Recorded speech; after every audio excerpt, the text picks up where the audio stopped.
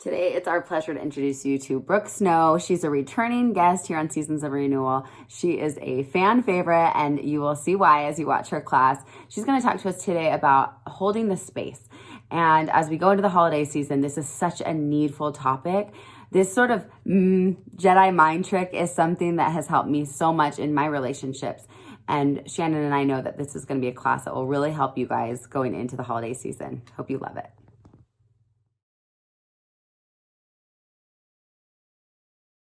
Hi friends, my name is Brooke Snow. I am an identity and habits coach.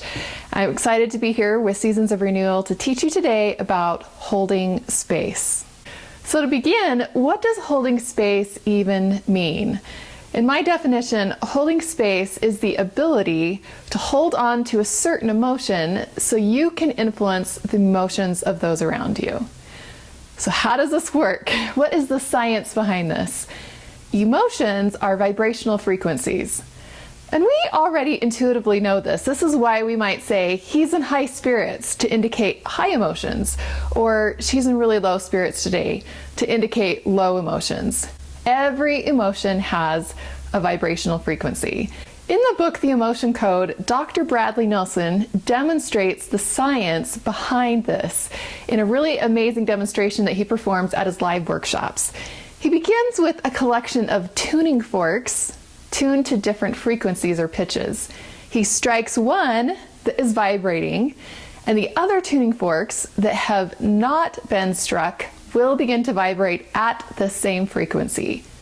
Even when he silences the tuning fork that has been struck, the others will continue to resonate at the same frequency.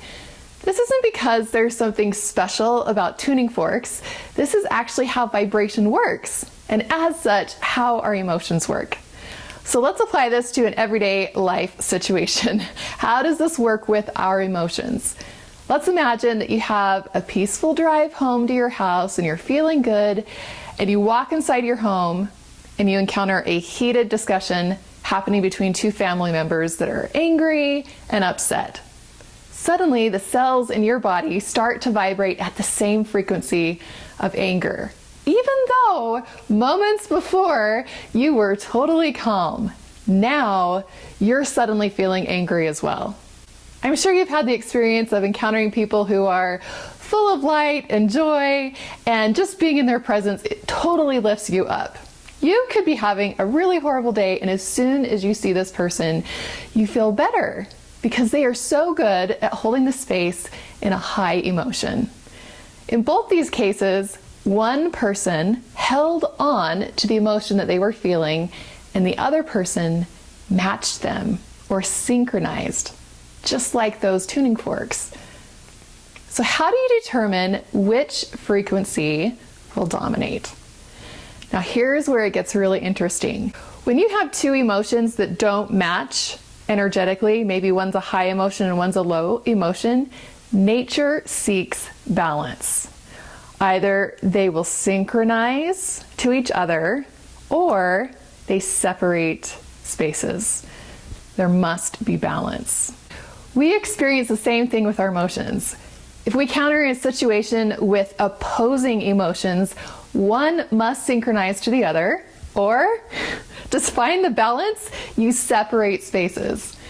And I'm sure that as you come to understand how this works, you're going to notice it play out over and over everywhere in your life.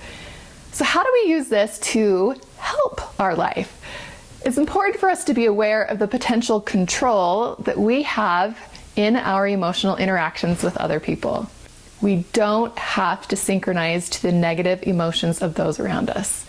We can be an astounding influence for good as we learn to hold the space of the positive emotion.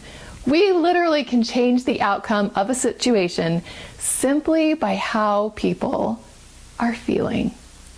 A friend of mine recently started teaching a class to teenagers, and she confided in me that she noticed herself feeling really insecure around them, and she wanted to be cool enough. And as we got talking about it, we realized that these were not her feelings. They were the feelings of the teenagers, and she was synchronizing to those thoughts and feelings. We talked about what a difference she could make by going into the class holding the space of the thought I am enough. I belong. I am safe. To actually hold the space for these kids so they could let go of those insecurities while they were with her and feel very different. One young mom heard me teach about this concept, and she reported back to me later how it totally changed her mornings. She had a daughter that was always waking up grumpy, and she would find herself becoming grumpy herself. And everyone would leave the house after this morning all grumpy because this daughter was holding the space for the rest of the family. So she began to tell herself as a mom, I don't have to sink to her grumpiness. I can hold the space of peace and love. She said it completely has changed their mornings. It's completely changed the feeling in their family. Now remember, nature will seek balance. One must synchronize or leave the space. So what are some top tips for practicing this? The first is to be aware. Start to notice what happens in your emotional experiences. Are you synchronizing to someone else? Or are you choosing to hold the space of the emotion that you want to have? And second, a little bit of encouragement, this takes practice. This is a skill that we build. There will be days and moments that will be easier than others, depending on how proactive or reactive you're feeling. But take heart that this is a skill worth working towards that can literally change your life and the life of those around you. Thank you so much to Brooke. Isn't that so good? It just changes the way we think about our relationships, doesn't it?